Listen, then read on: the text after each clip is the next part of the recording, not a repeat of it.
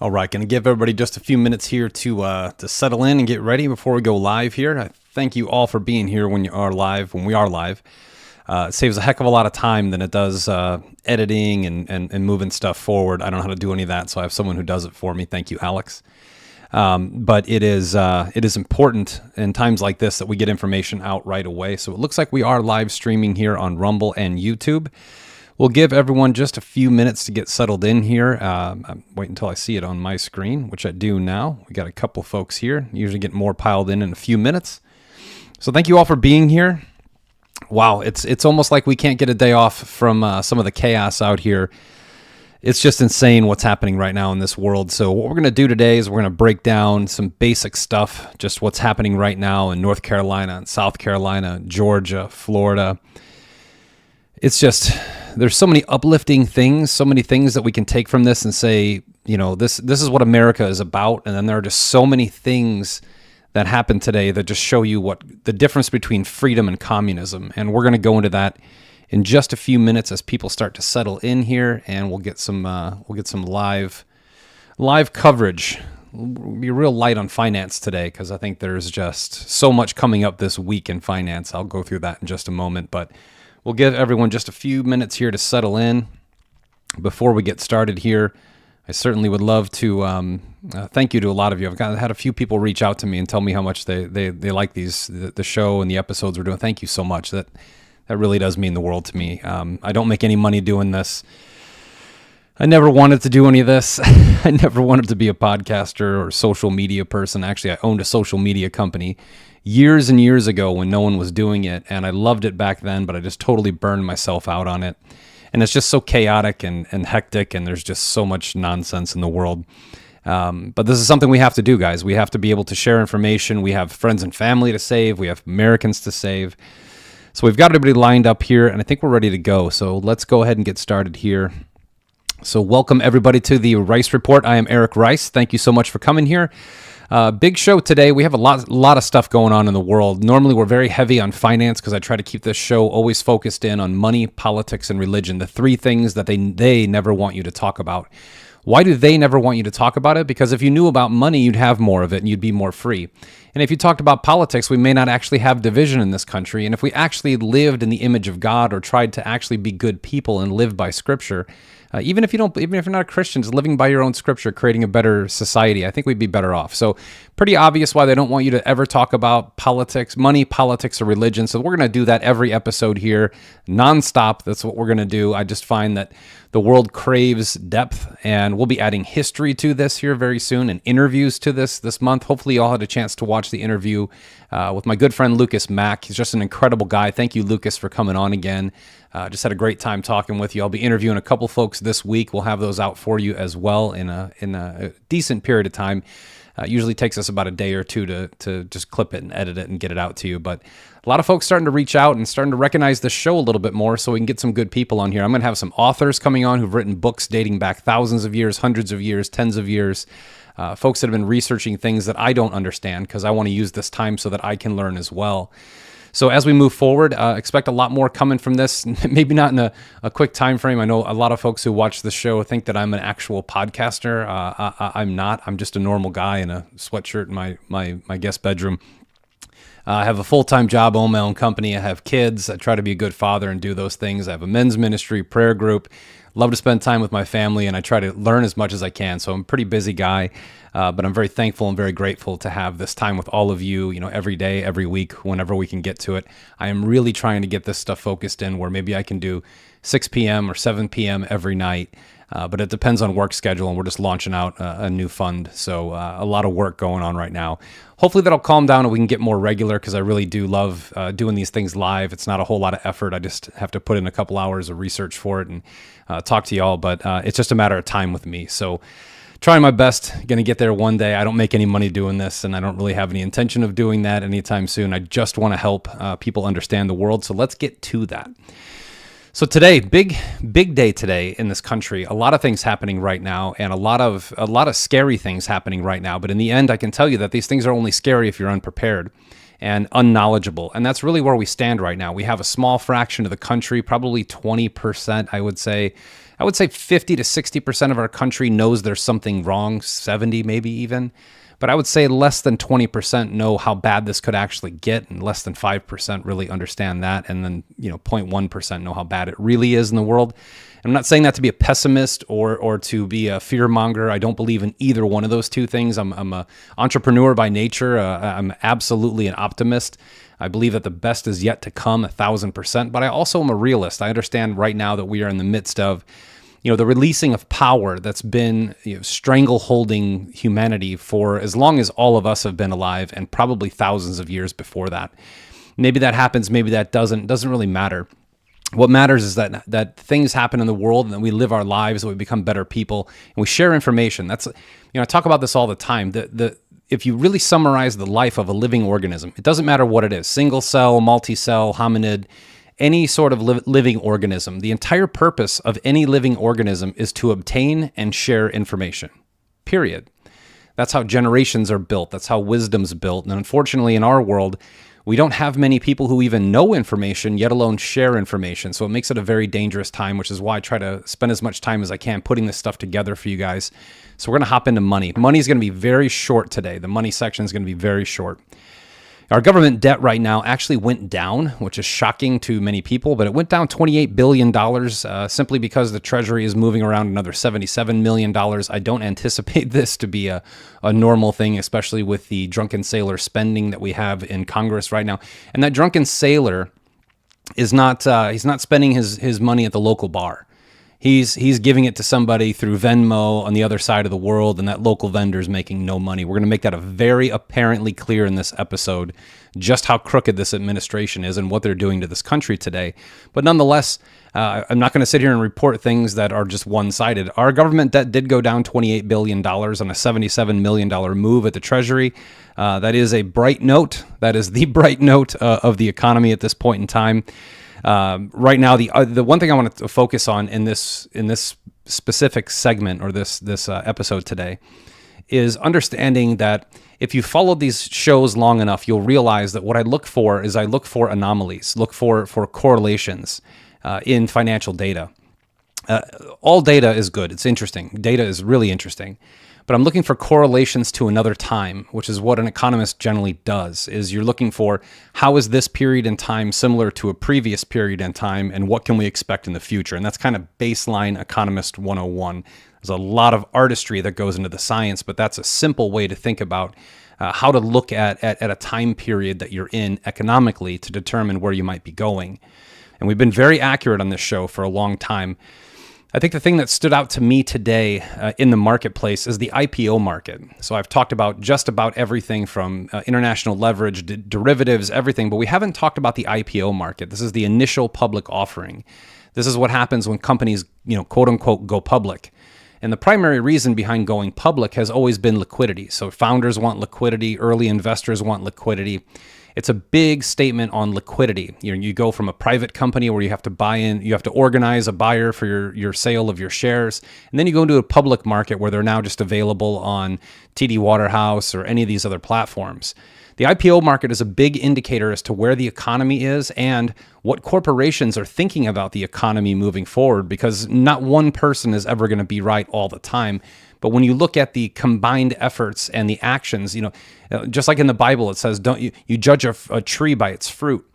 What is the fruit that we're seeing from public and private companies right now? Well, it's pretty simple. Another correlation back to 2008. The IPO market is now lower than it was in 2008. So initial public offerings, new companies going public, are at the same levels and slightly below where we were in 2008. This is a scary number. If companies aren't going public, that means there's a lack of liquidity or a concern in the marketplace that a public offering the juice wouldn't be worth the squeeze. When you go public, it can cost anywhere between $10 and $12 million just to be able to go public for the right type of company. And very few are going there. In 2024, which we're almost through, tomorrow will be the fourth quarter of 2024. I do want to remind you, while I have a chance, it's important to put time frames behind things. We're entering into the fourth quarter of 2024, meaning that we're only 3 months away from 2025. March of 2025 will be 5 years since the pandemic. 5 years. Right now we're 4.5 years. 4.5 years away from the last Black Swan event. And that's exactly what it was. Don't sugarcoat it. There are certainly, there are a lot of people who are still in the COVID spell, like are still wearing masks, still afraid. This is 4.5 years later. And in this time frame that we're in right now, it's important to justify time frames and purposes. Just like the IPO market. 40 years ago today, the IPO market was booming. There was anywhere between 85 and 110 billion dollars in new IPO offerings. This year there was 26 billion. Now we still have another quarter, but traditionally the fourth quarter isn't the greatest for the IPO market. So I don't expect that to lift up much. That number is up, I will say. It is up from 2023. It was only $20 billion in 2023. These are astronomically low numbers considering that the S&P and the Dow and the NASDAQ have all hit all-time highs in that time frame. Really think about that. If you want to understand how rigged the system is, I'm going to go into that in just a minute. This is a pretty good way to do it. The market is telling you that we're at all-time highs, which most people equate a stock market to an economy. I've talked about this ad nauseum. It's not the same thing. Stock market is really emotional, and it's not a representation of anything but liquidity and greed or fear. One of those three things is always the indicator in a stock market.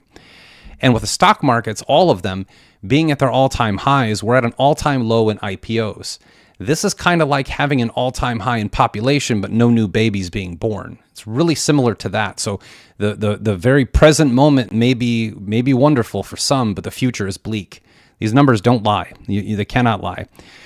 But they are lying in China, which is not unusual. Last episode, I talked about the infusion of cash going into the Chinese markets right now of about $140+ billion of US dollars or yuan. We don't really know because it's China. It doesn't really matter. It's all printed money going into the stock market. Their stock market broke records as soon as that happened. As soon as the Chinese dispersed their new stimulus package into the Chinese market, everyone went right into the market and started buying. The market drove up, and today we started seeing it go down. People are trading, they're taking profits. Ultimately, I see that money being flowed into many different buckets outside of the Chinese stock market, which even the Chinese know is a scam. So, we are watching a tremendous amount of knowledge being shared throughout the world from people. The Chinese are telling you, yeah, we'll take this money. If we all pump it in the market goes up, and we all sell and it goes down. However, they also have all that money in their Plunge Protection Act, their liquidity fund that they put together specifically for their stock market. So they are going to try to convince their people that their stock market represents their economy and their economy is doing well. Their economy is probably 2x worse than ours is right now, and most people don't talk about that. China is on the brink.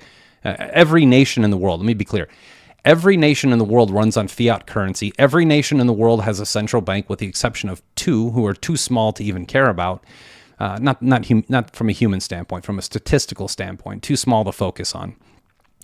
And all of these nations with this fiat currency are in national debt. Every nation on planet Earth is technically bankrupt. If you had the same personal balance sheet that these nations have around the world, you would be calling a bankruptcy attorney immediately, except you don't have a money printer, and they do, which keeps them out of bankruptcy, although it hurts all of us while they maintain their power. This is what's happening. Japan. I'm going to hold off on Japan mostly until tomorrow. I want to see what happens, but the Japanese already have brought in a new political person that's talking to the Japanese central bank about raising rates again. This will be detrimental to all the markets across the world. So you're watching people cling on to liquidity while they can. So you're watching a sell-off in Bitcoin, a sell-off in gold, a sell-off in the stock market. These are very normal things. Don't be shaken by 1 or 2%. This is not the era of 1 or 2%. When you start seeing 15, 20% in the market, that's when you need to be shaken a little bit. But right now you're watching early investors and things cash out. You're watching people take profits. You're watching people take losses for tax purposes near the end of the year. There's a lot of things that could be happening there, but it is very apparent to me that in this era we're in with this new stimulus fraud that's coming out, that people are taking advantage finally because people like me are doing these podcasts and educating people on the market. So now there's people who are making money as markets are about to crash, and I couldn't be happier about that. So hopefully we share this information with friends and family, because remove my opinion from what's going to happen in the market. and just put it into statistical figures, and the numbers are all there. I mean, everyone's kind of calling for this. The major brokerage houses, the major asset managers, they're all talking the same way that I've been talking for 2 years, except they are still in equities. So they are now rushing to find some place to put their money. And I'll reiterate what I say every time. Gold, silver, raw land, oil and gas, private oil and gas deals for tax advantage, Bitcoin, and then trade the VIX or the UVIX and find your own strategy for that. I have a gentleman I need to call. If you're watching this today, I'm going to call you tomorrow. It's just been a really, really busy day. Just trying to help as many people with certain strategies as I can, not financial advice. One last thing until we go into politics today. And politics is all about Americans today. But before I do this, Zimbabwe issued a gold-backed currency, and everyone throughout the internet was raging. This is going to be the greatest thing. This is what everyone's going to do. We're all going to go to gold-backed currencies. Well, within 4 months, if that long, it's already now devalued 40% because no one's using it. They are still using U.S. dollars, especially in the black markets, which is what Zimbabwe is very famous for. The U.S. dollar, it's going to take a big effort. So a lot of people around there, especially crypto pushers, are really big on the fear mongering behind the dollar is going down tomorrow. I mean, I've seen videos for years. The dollar's crashing tomorrow. America is going to be desolate. You got to get into this crypto. It's just not true. 58% of all money stored in foreign nations is still held in the US dollar. That's 58% of hundreds of trillions of dollars of liquidity that needs to be washed away. This is going to take time if it happens. I put a post out on Telegram about this last night. It also reveals that just because a currency is gold-backed doesn't mean that people trust it. Right now we're in a world where it's very evident that trusting our government is the downfall of our citizenry. We have to pay attention to that because there's a lot of people saying, I'm going to go to gold. I love gold. I own gold. I absolutely love gold. It's a great way to protect your money. But as a backing for a dollar, throughout all human history, there has never been a successful gold-backed currency because it takes one generation of good management for a new corrupt level of people to come in and begin to clip the coins, dilute the funds, sell the gold on the black market while you're not looking. That happened in America in the 70s. And ultimately they end up in pure fiat once again, which is why I think Bitcoin is something you need to get educated on because it's a trustless environment with a fixed supply of currency, and it's very valuable in the future, regardless of the ghost stories you hear from the doom and gloomers telling you the dollar is going to go down tomorrow and everything is going to fall. You need to get into this. It's going to go to $20,000 from 14 cents. Just pay attention to that. Be cautious. Be careful. Think through things, especially financially, because this is a very crucial time in human history. And those who are prepared and make the right moves can do very well. And those who are unprepared are unfortunately probably going to be sheep to the slaughter. So pay attention to that. Government trust. That's something we should all look into, right? We all know by now that Hurricane Helene has basically devastated. Actually, you may not know because for the last 3 days, mainstream media really hasn't covered anything. I don't have a whole lot of time during the day, but today I flipped around from MSNBC and CNN, I know, but I do that for you guys. And Fox. Fox talked about it quite a bit.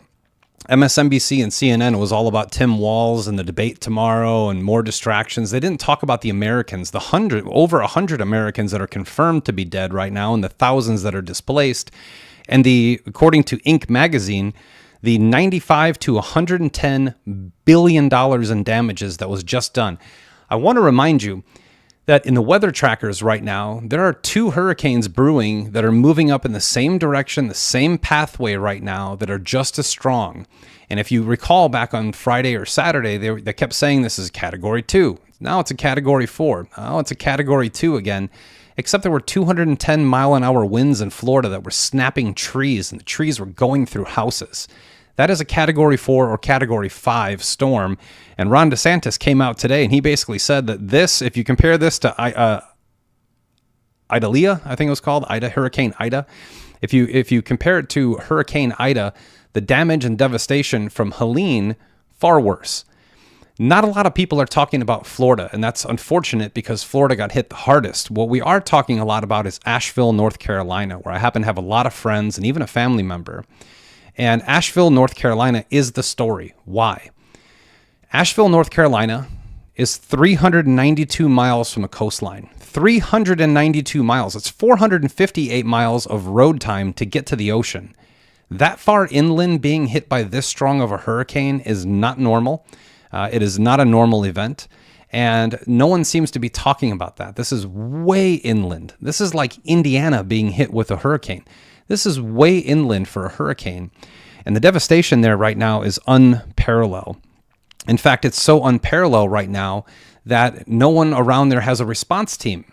FEMA hasn't showed up. National Guard just showed up, or somebody showed up with an airplane. I'm getting a lot of real-time data, a lot of phone calls today from people in North Carolina. Thank you for sharing that with me, because I want to share what's happening with the rest of the world, because to be frank with you, no one else is doing it. We're still concerned with the debate between J.D. Vance and Tim Walz tomorrow. I mean, this is where America is. Like our head is in the sand constantly. And this particular area, before I get into some of the stats and figures, I never wanted to do this. I never wanted to take the things that I learn in my free time over the course of my life and the stuff that I'm really interested in and go out online and talk about things that make me sound crazy, that are 100% verifiable, by the way, 100% verified. There is very few things that I say on this podcast that I can't back up with cold, hard facts. But the one thing that keeps eating away at me, you know, I've been for many years going, wow, that's a crazy straight line cloud in the sky. What are they doing up there? Oh, that's just a cloud. It's just a contrail. Those are chemtrails. They exist. There are approximately 100 patents on the market owned by the government that do use cloud seeding technology. That's what they call it. We really don't know what they spray up there. And to be frank with you, it's just important that we all start to understand this. A hurricane, and I talked to somebody in Asheville today, and I said, has this ever happened before? There have been many hurricanes in this country. And you get some of the remnant in South Carolina and North Carolina. That's always been a thing. It's not new. It's not like they haven't had rain and devastation from hurricanes before. But one of the people I talked to today said, yes, the same thing happened 3 years ago. We got a lot of rain, and that was it. It was just a lot of rain. It was just a really rainy few days, and they had some minor 1 to 2 inch flooding. Today we've seen anywhere between 4 feet and 9 feet of water. 2 dams burst. 4 or 5 interstates crumble apart from the water. Not a normal thing. So for those of you out there who watch this and say, you know, some of the things you say are crazy, Eric, which I understand.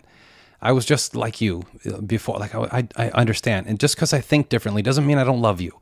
I love you tremendously. I just want you to see what's happening in front of you.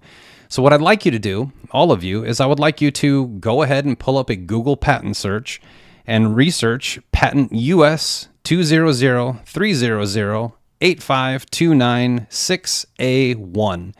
And there you will find a government patent for creating hurricanes. I mean, there's not a whole lot else to say after that. There's also another one going back all the way to 1959 on how to create a tornado or a cyclone. These are control devices. John Brennan, who used to be the head of the CIA before maybe he was recruited for the next Bond villain role, John Brennan actually went onto a press conference in the year 2014. This is 10 years ago, and said very boldly, we control the weather now.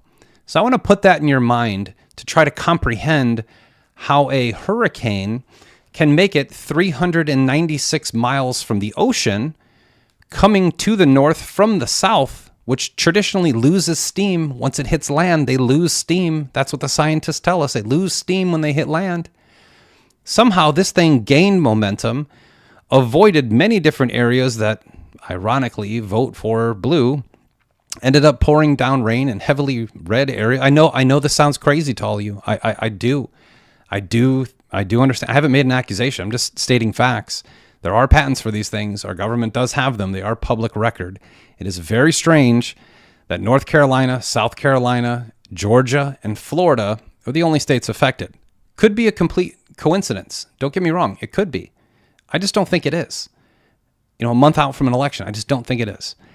And I think that we need to start thinking about these things, because we can either be a bunch of suckers that sit around and just get raked our entire life by the government, or we can stand up, educate ourselves, speak loudly, and make some changes. And I think I'm going to take that stance in my life instead of sitting around like a schmuck waiting for the government to save us, because that's obvious they're not going to do that today. Why? Because we now have anywhere between 1 and 4,000 people missing throughout our country. Nobody knows where they are. They could be in a car on the side of a ditch. They could have floated down a river. Media doesn't seem to care. The president doesn't seem to care. Biden was asked about this. He said that he had spent 2 hours on the phone this weekend solving all the problems, despite the fact that not a single truck with any food, water, fuel, oil, anything got to Asheville, North Carolina until a few hours ago, and that's 5:15. I think I heard about it 5:15 Central Time on September 30th. That is 4 days. No rations, no FEMA, no National Guard. In fact, the Tennessee National Guard, 700 Tennessee National Guard were sent to Africa last week. And there have been rumors, I haven't seen a confirmation, but that many of the North Carolina National Guard were sent to the Middle East. Now, this happens from time to time. They do training exercises. They have to go on security missions. This is part of being in the National Guard. I just think the timing is very funny. Another area where I think is very funny on timing is the National Government Flood Insurance Program. They somehow re-upped it on September 26th. They just went ahead and re-upped it until it pushed back negotiation. It was supposed to have canceled on the 30th, but they pushed it back. I've seen a lot of false information on the internet that the insurance went away on the 30th. That's not true. They did negotiate with Congress. Congress did move that back until 12/20/24. So there is currently national flood insurance. And if people asked why that is, why they pushed it back, that timing is very suspect. There's no way around that. Well, it's pretty simple. That's taxpayer money that they use to buy that insurance. And of course, 10% has to go to the big guy. How do you think congressmen are worth $140, $150 million when they get out of office? They got to make their money, guys. They got to squeeze the juice out of everything they've got. But it is important to research these patents. There's been people talking about these things for 20 years, and they were crazy people 20 years ago. Now they have very big shows because this is actually factual. Take a look at it. Now, I find it interesting that right now, we have a quandary in this nation. There's two. I put a post out earlier today that talked about the situation, the timing of where we are right now. Last week, we had a bunch of people put pressure on the government to refill the Strategic Petroleum Reserve, which is used for times of national emergency, kind of like the national emergency we're living in right now. Now, the government came back and said, we'd love to, right? Just the way that they always end, we'd love to. That's a really good idea, Mr. Citizen. Unfortunately, we don't have the money to refill the SPR. Well, that Strategic Petroleum Reserve that the people in South Carolina, North Carolina, Tennessee, and Florida truly need right now doesn't exist because they didn't print more money. They can print money for that because in the last few days, they've sent $8 billion to Ukraine, $8.7 billion to Israel, and today they sent another $756 million to Taiwan. The largest allocation ever sent to Taiwan went out today. So I want you to take note of that. Many of you already know this. You follow me online. You see this stuff all day. But many of you just watch the show, and that's fantastic. It makes my life easier. I don't have to post as much. But the next time you talk to anyone during this election season, I want you to state this fact. We knew a Category 4 hurricane was coming throughout this country. We know Category 4 hurricanes cause billions of dollars of damages to U.S. properties and kill people in the U.S. And while we knew that was going to happen, our government sent $8 billion to Ukraine, $8.7 billion to Israel, and $756 or $767 million to Taiwan, and not a single penny went to any of those U.S. states. Your government hates you. That's obvious. And if you're sitting around waiting for them to save you, you're fighting a losing battle. And even when you sit around and wait for them to save you, they're still going to steal. TEMA, the Tennessee Emergency Management Agency, put out an article or a post today, an email to all the local people telling them, listen, stop donating money to people in Tennessee who have been impacted by the hurricane. They've been affected by it. Their house is gone. Maybe their kid died. Don't donate money. They literally came out and said, don't donate money. If you're going to donate money, donate to us because you can trust us. We're TEMA. We're going to make sure that you have everything that you need in Tennessee, but we're not going to actually do it until you donate more money. This is the way the government is working right now. These aren't the only catastrophes that are happening throughout this country, by the way. I'm going to spend some time on it because the people of Asheville, North Carolina, and Tennessee, and South Carolina, and Florida, they deserve someone talking about the hardships they're going through. I'm just a nobody. But if we can share this information with other people who are ignorant of this, people who are continually saying, oh, let's vote for Harris because I hate Trump. The people who continue to do that, your own personal opinion doesn't matter to a nation. It just doesn't matter. We have to do what's right for this country. I'll tell you first and foremost, if a Democrat had good policy, I'd vote for a Democrat right now. But the Democrats that we have in office right now are completely ignorant or ignoring the American people, especially those in the South who happen to vote primarily Republican. And they're sending money to their foreign wars because foreign wars will help bolster the GDP coming up in October. You can't have a good GDP because the economy is terrible. So you have to sell more military equipment, give it away to them, buy it back from Raytheon and some of these other guys, and then put it on the books as income so that all the dummies out there who don't pay attention to anything still think the economy is going well while they're put into abject poverty because of their own ignorance. I do not want that to happen to a single person on earth, which is why I spend so much time doing this stuff. And it gets frustrating. Again, well over 1,000 missing on the smallest report. We are now well over 100 dead. And at the same time, flood insurance, we covered that. Looting has begun in these areas. There's actually been an arrest. And this is a great thing to point out. 8 men were arrested for looting in Tennessee earlier this morning. They were all looting, stealing. So while good people are out helping other good people rebuild their lives, 8 men were arrested for stealing from stores. Now, normally this wouldn't be an unbelievable thing. People loot in times of crisis. There are horrible people who have horrible morals that'll steal anything from anyone. These 8 men aren't supposed to be in this country. All 8 of them are illegal, and the fun has just begun. Asheville, North Carolina just put in a 7 p.m. to 7 a.m. curfew because of the looting that's occurring in that area. Now, obviously, I'm not going to blame one group for everything. There are going to be American scumbags that go out and steal in times of crisis. But primarily, the evidence that I have in front of me, the first 8 people arrested for looting are all illegal aliens in this country. Take that for what it's worth. Now, the real disgusting part of this whole thing comes from a lady named Betsy Packard. Betsy Packard is a staffer at the University of Kentucky. And her headline today, she got interviewed, I forgot what publication, I think it might have been Axios. She got interviewed by someone, clearly a left-wing publication. And again, conservative Republican, they call them left-wing and right-wing. Why do they call them both wings? Because they're attached to the same bird. Be an independent. Don't join a gang. Neither one of these gangs have done any good. Betsy Packard, she came out and was quoted in a publication saying, this Hurricane Helene is God's punishment for Trump supporters. Who in the world thinks of these things? You know, I have a relative in Asheville, North Carolina, that politically I disagree with in almost every possible manner.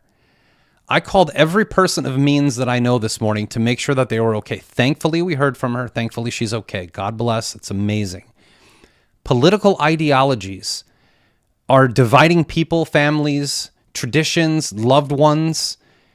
We're supposed to be adults. We're supposed to be able to disagree with one another and still love and support one another. That's the way adults and humanity is supposed to work.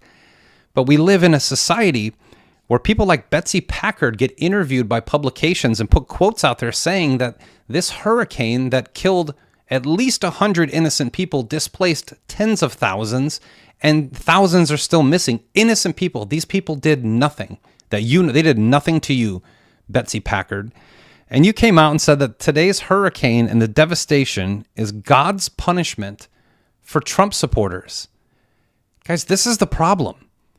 Things happen in life, right? We disagree on things. There are catastrophes. People die. There are accidents. There's wars. There's all kinds of stuff. But we have people in this country supporting foreign nations with more fervor and with more passion than they're supporting their own countrymen. Their own natural-born countrymen are being displaced. And people in that same country are saying that this is a good thing. Screw them because they vote differently than I do. This is the problem in this world. And it's not just America. It's all over the world. This is happening in every country out there. The Biden administration, which is also Harris, she's trying to separate herself in her losing bid. The Biden administration came out today. They were interviewed. They asked Joe Biden, what can you do for the people in North Carolina, Tennessee, South Carolina, and Florida, the Southeast? He said, we've given them everything we have. That's a direct quote. Now, he also did go on, in all fairness, he did go on to say after that quote, which everyone has used this quote, this is what they do, the left does, so that the right gets angry, and the right should not be doing the same thing. So that's the quote that was given. He did finish that statement by saying, we're seeing what we can do. I don't particularly like the man. I don't particularly like anything about him. I don't even think that's him. But you know what? We need, if we're gonna want fairness in this world, we have to use it on both sides. And in all fairness, he did at least say, it could be a total lie, I'm not here to accuse him of anything, but he did at least say we're going to see what we can do. Now, he also said he spent 2 full hours. He got up, put down the ice cream cone for 2 hours. He talked on the phone with somebody about something, and maybe something will be done. But I think the distressing thing here is that he said, at the moment, we've given them all we have. He's given American citizens all he has after giving away almost $18 billion. $18 billion to foreign countries in the last 10 days.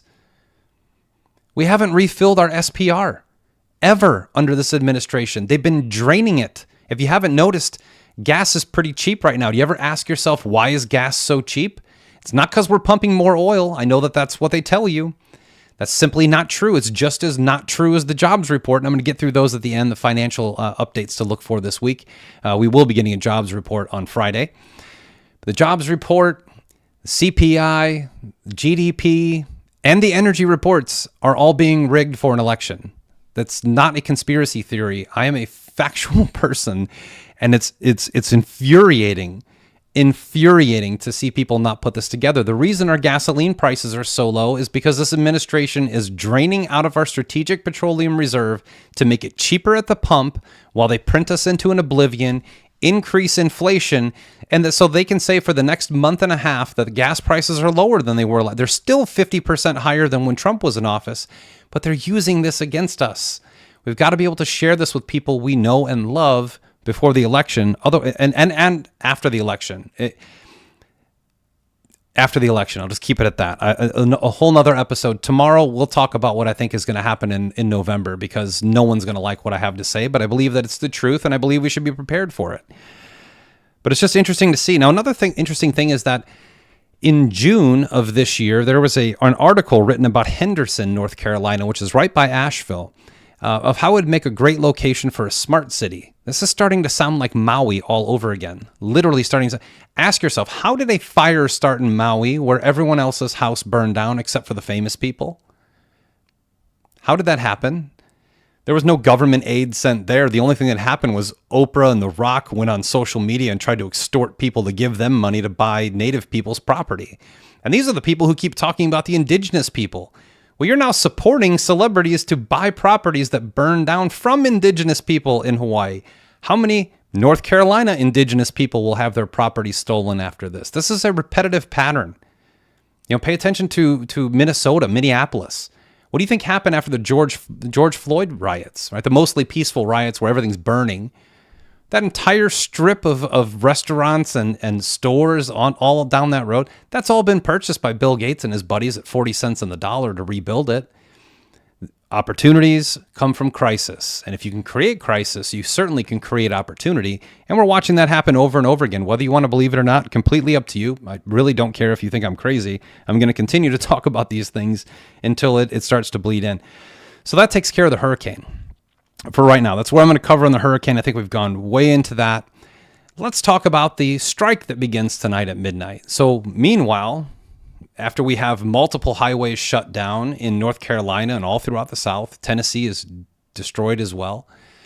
We have these infrastructure, we thank God we have Pete Buttigieg, because he'll be able to lie to us tomorrow about how he's going to fix it sometime between now and the year 2300. But, it's very apparent to me that most people are not taking this very seriously. I started talking about port strikes 2 years ago.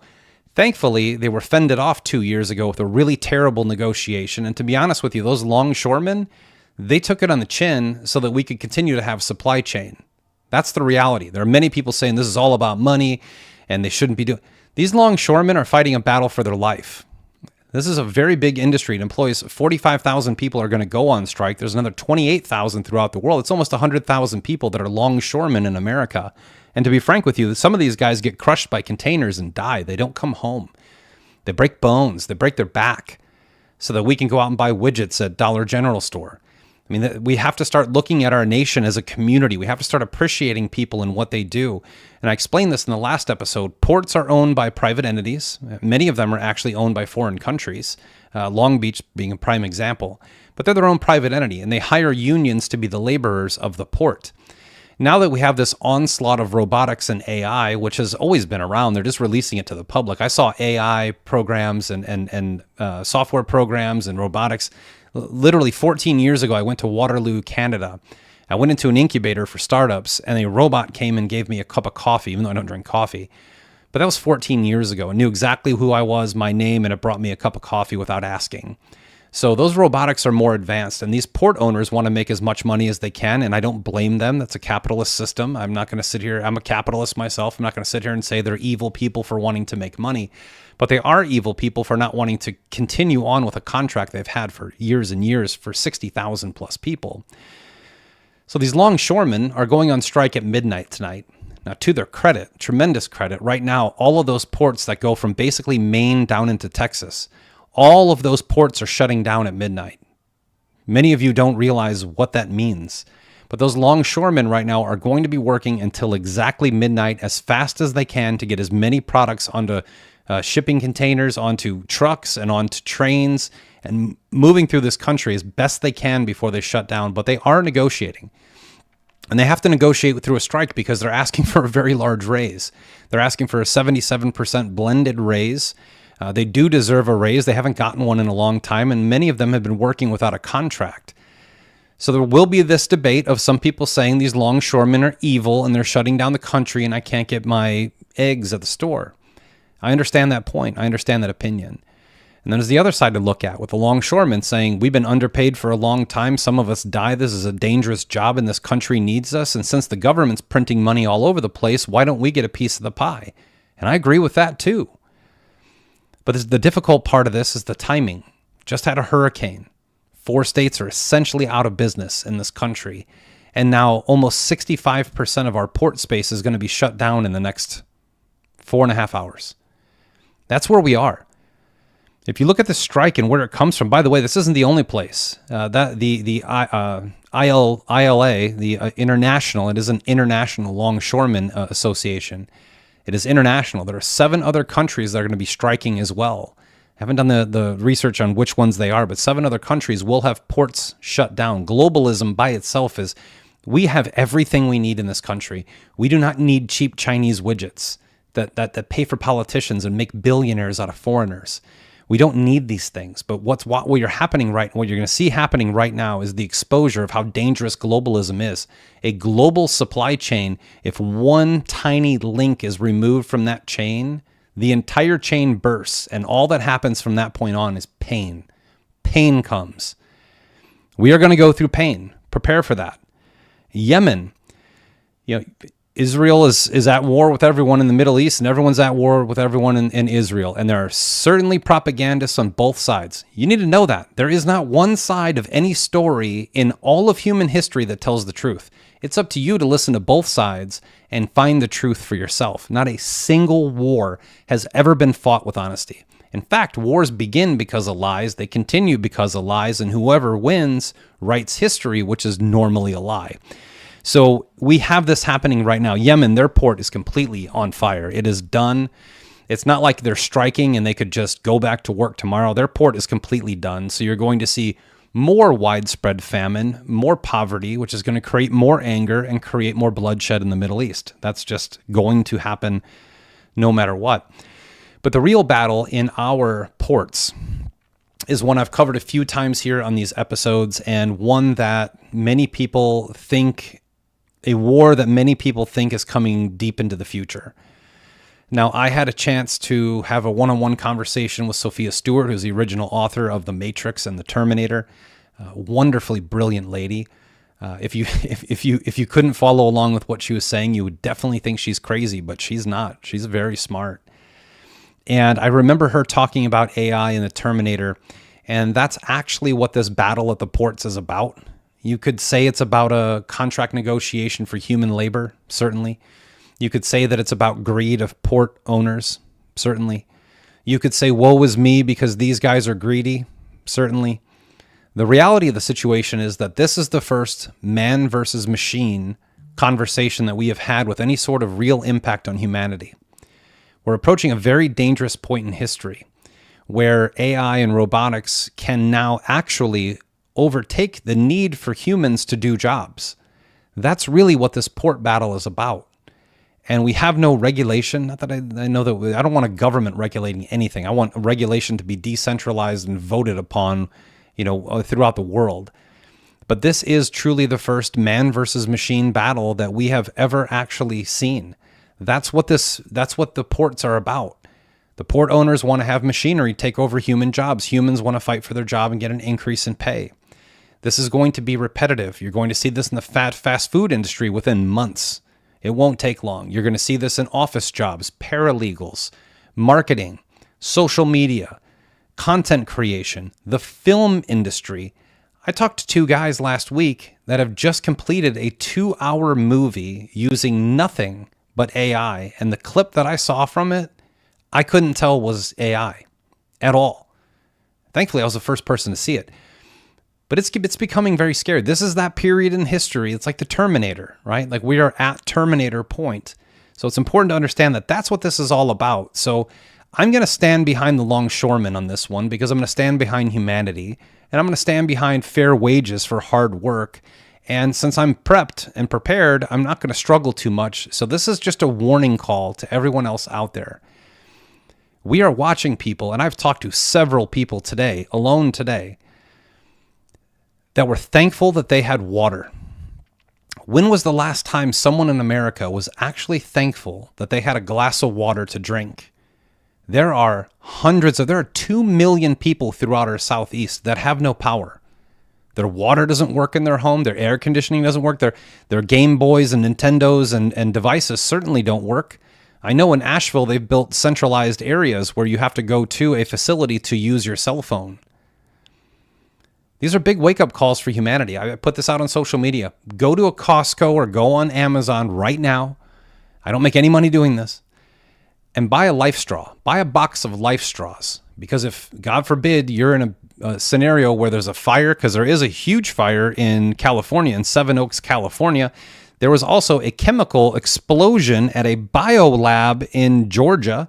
17,000 people have been evacuated from their homes in Georgia. 5,000 have been evacuated in California. Are you starting to see the chaos that's brewing in this country? Did you forget about the Baltimore Bridge that was hit by a barge that took a 90-degree right-hand turn? Clearly a cyber attack that took down an entire bridge. This country has been being invaded for 3 years, and people are still worried about what bathroom your kid can use, or they're worried about Tim Walz debating J.D. Vance. Get prepared. Get prepared. The people I talked to today that had water and had enough water to share with their neighbors, it's the most refreshing thing they ever had. What a breath of fresh air. You have a glass of water. We take it for granted all the time.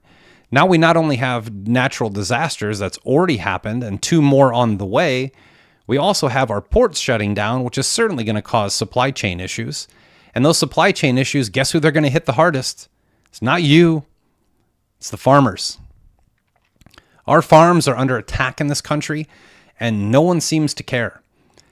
Commercial interest, wealthy people, conglomerates, corporations, they're putting legal and political pressure upon lifetime, 100-year farms.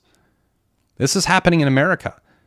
They're using political influence, the legal system, and tempting them with tons of money to sell family farms that have been in their family for 150 years. This is reality. That is an attack on the supply chain and the food system. The basic core of nourishment for human life in America is under attack in every possible way. And no one is going to get hit harder than these ports shutting down than the farmers. I promise you. Fox News even put out an article about it. If the farmers go through one more dip like they went through, the inflation that this administration has caused has made farming, the last stat that I saw, 74% less profitable. So imagine you're doing your job, you go to work, you make, $100,000 a year, and then all of a sudden you lose 74% of your money. That's what's happened to our farmers in this country. They've lowered their economic status, and now big conglomerates are coming in with bags of money to buy their land. And these are not just American, these are American conglomerates. These are foreign interests. China owns hundreds of thousands of acres of farmland. And by the way, they're not farming on it. It's just sitting there. I talk to farmers a lot. 2022, farmers were getting paid double their crop to plow under it. Explain that to me. Explain that to me. That's a fact. That's an absolute fact. I thought it was crazy in a theory in 2022. I've talked to 3 people in the last year that are all farmers that confirm those stories in 5 different states in this country. Something is happening in this country, and it's not going to be good. It's not going to be good, but be prepared. Please, please, please. Just buy a couple weeks worth of water and food and throw it in your house and forget you have it. And if I'm wrong, make fun of me later. Okay? But it doesn't seem to be like this is something, it doesn't seem to me that this is something that's going away quickly, especially during election season. So the farmers are hit. I also want to say that I want to put this into perspective because we are in a campaign election season cycle. Who an administration employs is just as important as the politician that employs them. We can sit here and talk about whoever Joe Biden is and Kamala Harris and all these people that you know. It's the Buttigiegs. It's the idiots that they have running everything. These people, by the way, these people aren't idiots. They're just serving a different master. This is called infiltration. This is how you take down a powerful nation. You cannot beat America from the outside. What you do is you bribe and buy and blackmail people on the inside to appear to be incompetent while everything falls apart. Many people have talked about the Cloward-Piven strategy. This is exactly what's happening in America. Overwhelm the government system, crash the economy, get rid of a constitution, start it all over again and call it communism. And there's about 30% of this country that would support that right now. That's horrible. That is a horrible stat. I watched a great show with my wife. I barely watch shows. There's a show, I think it's called Surrounded. And one episode, they had 20 liberals got to debate 1-minute debates with Charlie Kirk. And then they had some liberal kid where 20 conservatives got to do it. Watch those shows. They're going to give you a good baseline on both sides of the fence as to where people are. We have a lot of education. I don't care about political propaganda. I don't care about the campaign pushes, any of that stuff. I care about actual education. Teach people how money works, how government works. Ask questions. What is weather modification? Why are we cloud seeding in 1940? Can cloud seeding be used for anything else? Oh, why is there a patent on hurricanes that the government owns and a hurricane just destroyed part of our country before an election? These are critical thinking exercises that humanity doesn't go through. Probably because we're living in 1984, where he said very specifically that it'll be easy to control them because their minds will be consumed with beer and football and they will never revolt. Like, that's what we're living through. Part of these bad hires, I did a video early on when I started this podcast about the economic advisor Biden's economic advisor literally could not explain how the Fed works.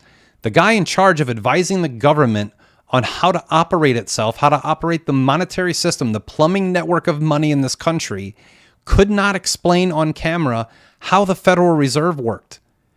There's another champion of this administration. Her name is Gina Raimondo. Gina Raimondo was on one of CNN or whatever it was today, and she was asked, what do you think the impact of the ports is going to be on the economy? A totally legitimate question, right? 3 weeks too late, guys, but at least you're asking the question to someone who is the Commerce Secretary. The secretary in charge of commerce. What is commerce? Commerce is business. So the person in the government who's supposed to know everything about the commerce in this country, her response was, I'm not focused on that right now. The Commerce Secretary, Gina Raimondo, of this country, was asked on television, what will the economic ramifications be of these ports going on strike? She said, I'm not focused on that right now. We're on an island, guys. Couldn't be more obvious. Hopefully someone comes in later. But for right now, it's just us. We've got to start talking to our neighbors. We've got to start loving our neighbors. We've got to start loving our relatives.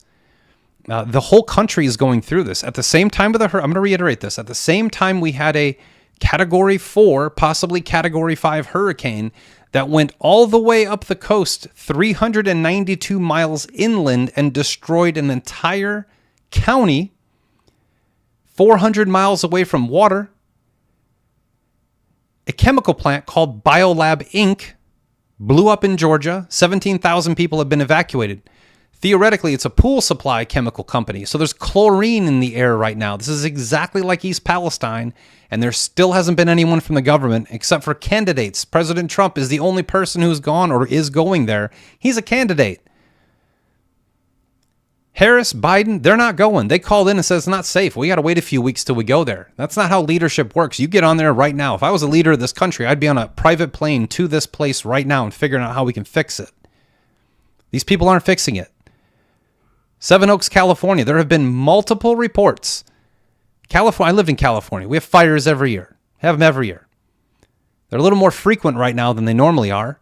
And there have been multiple reports. If you pay attention, if you get out of your bubble and stop looking at, your left wing or your right wing stuff, and you just start looking for information, you'll see multiple videos from people who work in the forestry, in the Rangers department, talking about illegals lighting fires.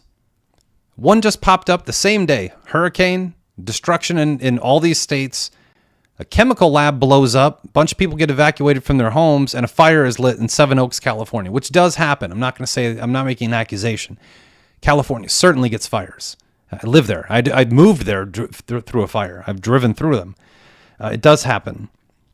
But we're also getting reports right now that the new laws being put in place by Biden and Harris per the EPA, that these new laws they're putting in place on the power grid will cause power shortages. These are not stupid people. These are evil people working for a foreign agent trying to take over this country. And the longer we sit here and placate it, the worse position we're going to be in. Verizon was down throughout the country. We don't know what happened there. The reports are, and this is conjecture, the reports are that there was a hack into Verizon that attacked all the cell towers around the country. AT&T was down for a while. We've had cyber attacks happening in this country for the better part of 9 months right now. Hectically. CrowdStrike, the whole thing. Hectically. I want to remind everyone that just 3 weeks ago, the World Economic Forum came out and said, this is the most rigged organization. They control every level of power in the world. So if you take your predictions from someone who controls the outcome, they're not really a prediction, they're a warning. And that's what the World Economic Forum did. 3 weeks ago, they came out and said 3 things are going to happen.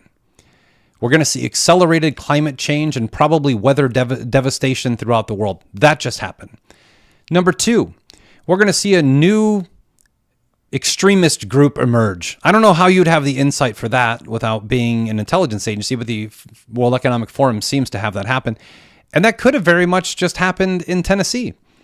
All the FEMA trucks and the trucks that had all the goods, they parked at a truck stop to refuel, and all their tires were slashed. All the tires were slashed from the semi-trucks that were going to deliver goods to fellow Americans who need them in their hour of need. Maybe that's the extremist group. And on the same day, Verizon goes down and we hear about a hack. So the World Economic Forum says we're going to have climate change, weather problems, a new extremist group, and a cyber attack 3 weeks ago. And in the same 72-hour period, we saw extreme weather, a new extremist group who's slashing tires on trucks delivering food and water to hungry and starving and thirsty people, and a cyber attack on Verizon, the second largest internet and Wi-Fi and mobile provider in the country. When you control the levers of power, predictions are warnings. Remember that. So important. 82nd Airborne, we read about this earlier today. They generally are the ones who go to these disaster areas. Half of our 82nd Airborne is overseas dealing with disasters. The other half who are here have not been deployed. FEMA may not have any money. Great report from Silence Dogood on Telegram today. They essentially had enough money to get through August, from what you could tell from public records. FEMA didn't show up in the last hurricane, so I don't expect them to show up in this hurricane either. These are big things to look at. In the middle of all this, I'll close out on this today because it's been about an hour exactly.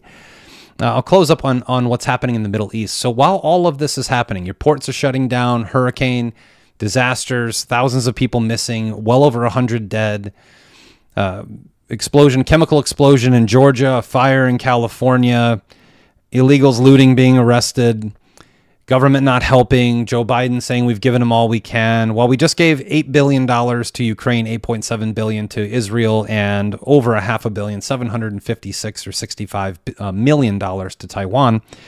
While all that's happening, Israel is now invading fighting Hezbollah, invading into Lebanon. I want to remind everyone who doesn't pay attention, who just gets in their bubble and pays attention to the things that they want. If you pay attention to everything, you'll actually see the truth. That's my best advice I can give ever. I follow more people I despise on social media than people I like because I want to know what they have to say. And that's the beautiful thing about being a critical thinker. You have to know the other side. So we keep hearing that Hezbollah is just attacking left and right and they're just under siege. Maybe that's true, maybe that's not. It's not my place to say what's true or what's not. What I do know that is true is that the United Nations, this last meeting at the United Nations, 24 Arab countries approached Israel. They denied a meeting. Then they went and had a public press conference saying they were ready to sit down and structure a contract to provide permanent security for the state of Israel, and Israel ignored it. Bibi Netanyahu has been given multiple offers of peace. He's denied them all. There was an article put out on the Jerusalem Post the other day saying that maybe Lebanon's our land too. And they deleted it 2 days later when the internet came out and talked about it. Now they're invading Hezbollah through a city called Ramesh. Ramesh is right on the Lebanese border. It is almost exclusively Christians. These Christians have actually halted many Hezbollah rocket fires into Israel, kicked Hezbollah out of their city, and now Israel is invading through that town. I don't know the outcome because we'll never know. I have also heard rumors, these are just rumors, that they're using phosphorus bombs along the border. If you don't know what a phosphorus bomb is, let me explain it to you. Phosphorus has a very high burn temperature. In Germany, when England dropped phosphorus bombs 2 weeks after Germany surrendered, that's a historical fact, 2 weeks after surrender, when they dropped phosphorus bombs in Germany, more people died of not being able to breathe than they did of being burned alive. These bombs are so deadly and dangerous. They are used primarily to destroy chemical labs and biolabs. When you drop phosphorus bombs, essentially the bomb will suck oxygen out of the air to create fire, and it can actually suffocate people as far as a mile to a mile and a half away from the explosion point. So wherever you drop that bomb within a mile or two, there is no oxygen in the air. It's all being consumed by the fire. This is a horrible situation brewing there. You are now seeing another final point to end on here because I want to keep it more on America than anything else today. Our entire government is just supporting mayhem around the world and actually ignoring mayhem on their own soil. And in Russia today, Putin just flew back to Moscow to have an emergency meeting later tonight. I don't know what that means, but I think everyone should know that. These are not the times to be afraid. There's plenty of things that you can look at and you can be afraid. I mean, plenty of things. You can sit around and mope and say, woe is me. You can blame it on everyone else. You can blame it on yourself. You can blame it on God. You can do whatever you want. But these are not the times for weak people. God did not make you to be weak. God made you for exactly this time in history. And that doesn't matter who you are. If you think you know everything, share it. If you think you're put here to be strong for other people, do it. God made us all for a purpose. Even those of you who are disagreeing with everything I say on this video right now, God made you for a time like this. Reevaluate the way you think. What's right and what's wrong is very black and white in a normal world. We don't live in a normal world. Right now, right and wrong are as confused as anything else. The only people who seem to know the actual right and wrong are those who have patience and faith. I meet a lot of people. I talk to a lot of people, and I'm so thankful for that. And the one thing that I see overwhelmingly in America is I see this massive division, and the division is based on pride. It's not based on intellect. It's not based on virtue. It's based on emotion and pride. I think we're going to learn a very good lesson in this country about humility. It's starting to brew. You've seen multiple videos come out today online talking about this is just the beginning. We're 37 days away from an election, and it's not going to end there, guys. The election's not going to be over. It doesn't matter who wins. It doesn't matter who wins. We're going to see chaos either way. We're either going to see infiltrators create chaos if Trump wins, And if Trump loses, those same infiltrators are going to change their uniforms and perform the same acts. This has all been predetermined. This is literally Saul Alinsky, Rules for Radicals, Playbook 101. We've seen this in every communist revolution throughout all of human history, not American, human history. Chaos is coming no matter what, no matter who wins. It does not matter. These are the times to be prepared. Preparation is greater than prediction. You can try to predict the future and say this is going to happen and that's going to, all fantastic. I do it too. I love it. But I'm prepared. I'm prepared for the moment. We are approaching a time in American history that we have never seen. We are crossing a Rubicon that we didn't know existed. Never in my 47 years on Earth would I have ever thought that I'd be sitting here on a podcast talking to all of you wonderful people. Even if you disagree with me, I love you. You're wonderful people. We're all Americans. If we don't stand together, there's no one coming to help us. We give all this money, all this support to foreign. You think that's going to happen? Here's what's going to happen. The Middle East is going to erupt into warfare. Israel is the aggressor. Whether you want to believe that or not, they're absolutely the aggressor. They are massively the aggressor. It's overwhelming. They're going to bomb every single place they can to try to gain more land. Every time they bomb a new land, they're going to use U.S. weapons. Those people who get bombed with U.S. weapons are going to become refugees who hate America. And then, if history repeats itself, organizations like HIAS are going to bring them to our southern border, these newly found refugees who now hate America, and they're going to pump them in through our southern border. It's not going to take more than 4 or 5 years, if we're not already past that point, until there's an eternal conflict on here. You can call it a civil war, but it's not going to be a civil war. A civil war is two factions of citizens of the same country. These are not citizens of this country. There's 21 million here. The Middle East is a refugee factory. They are producing refugees faster than our ports can bring them in. That's a fact. And they will continue to funnel them in through the southern border until this nation is ripped apart. And when this nation is ripped apart, the only person coming to help us is the United Nations to shut it down, destroy the Constitution, and rebuild the country. That's the place that we're in right now. That's the game theory, and there really is no other way around it. So again, scary times, but you were built for this. You were built for this. Believe it or not, put that in your heart. God built you for something. There's someone you can help. There's something you can do. There's something that you know that someone needs to know. There's somebody who needs you to pray for them. There's somebody who needs you to hug them. The spiritual war is what turns into the physical war. It's not the other way around. These are the times to pray. These are the times to meditate, to love your family, to be remorseful for things you've done, to repent, to change your life, to get your stuff together, to prepare. Be prepared. I'm not saying anything. I have no idea what tomorrow brings. None. But if tomorrow is like today, it brings a little bit more chaos. And if chaos is going to come, I would rather be prepared when it arrives at my doorstep. And I hope that all of you are the same. So take some time in the midst of this crazy, crazy season we live in. It is that we have never lived through a time like that. You can look at it and say this is the scariest time or it's craziest time. I think what we're doing is watching, a birth of a new nation.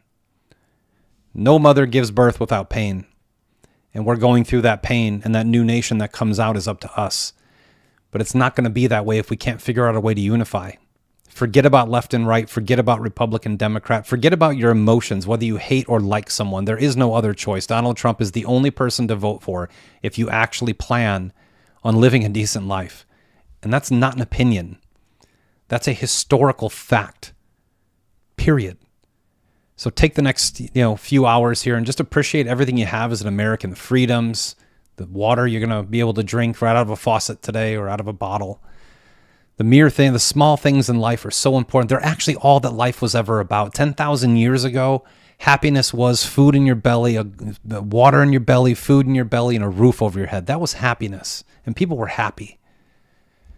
I don't know how we define happiness anymore. I don't know how we define American culture, what America stands for, what America is, but I do have a very good idea as to what God's kingdom looks like. And that's far more important and far more powerful than this country will ever be. Those two need to merge. Take some time, love your families, get into prayer, thank God for the chance to be alive at a time like this, and start finding new ways where you can make an impact. You don't need to change the world. You just need to change one heart. That heart's yours first, and then you can change others. So thank you so much for being here, everybody. God bless you. Thank you for being here tonight. God bless you. God bless this country. And we'll see you next time on the Rice Report. Have a good one, everyone. God bless you.